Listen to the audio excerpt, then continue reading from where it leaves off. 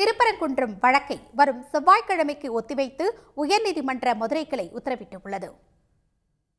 திருப்பரங்குன்றம் விவகாரம் தொடர்பான நீதிமன்ற அவமதிப்பு வழக்கு உயர்நீதிமன்ற மதுரை கிளையில் விசாரணைக்கு வந்தது.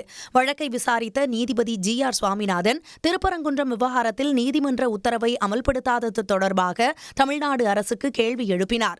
ஒரே வழக்கில் 3 உத்தரவுகள் பிறப்பித்ததும் அவற்றை அமல்படுத்தாதது குறித்து அரசு தரப்பில் அறிக்கை தாக்கல் செய்யவும் ஆணையிட்டார்.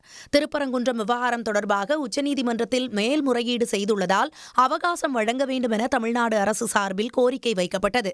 இதை ஏற்ற நீதிபதி வழக்கு விசாரணையை வரும் 9ஆம் தேதிக்கு ஒத்திவைத்தார்.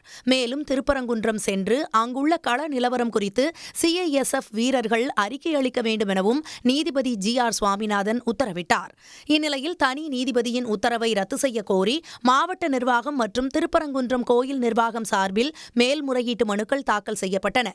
அதில் கார்த்திகை தீபத்தை தீபத்தூண் என்று அழைக்கப்படும் இடத்தில்தான் ஏற்ற வேண்டும் என்றோ அல்லது தனிப்பட்ட முறையில் ஏற்ற அனுமதிக்க வேண்டும் என கோருவதற்கோ மனுதாரருக்கு சட்டம், வழக்கம் மற்றும் அரசியலமைப்பு ரீதியான உரிமை எதுவும் இல்லை என தெரிவிக்கப்பட்டுள்ளது. 150 ஆண்டுகளுக்கும் மேலாக தற்போது ஏற்றப்படும் உச்சிப்பிள்ளையார் கோயில் மண்டபம் பகுதியில்தான் தீபம் ஏற்றப்படுவதாகவும் கூறப்பட்டுள்ளது. நீதிபதிகள் ஜெயச்சந்திரன், KK ராமகிருஷ்ணன் அமர்வில் இந்த மனுக்கள் விசாரணைக்கு வந்தபோது இருதரப்பு வாதங்களையும் ஏற்று விசாரணையை வரும் 12ஆம் தேதிக்கு ஒத்திவைத்து உத்தரவிட்டனர். இதனிடையே திருப்பரங்குன்றம் தீப வழக்கை அவசர வழக்காக விசாரிக்க உச்சநீதிமன்றத்தில் தமிழ்நாடு அரசு தரப்பில் முறையீடு செய்யப்பட்டது.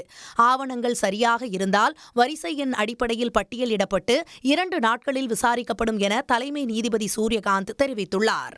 உடனுக்குடன் செய்திகளை தெரிந்து கொள்ள சன் நியூஸ் பெல் ஐகானை கிளிக் பண்ணுங்க.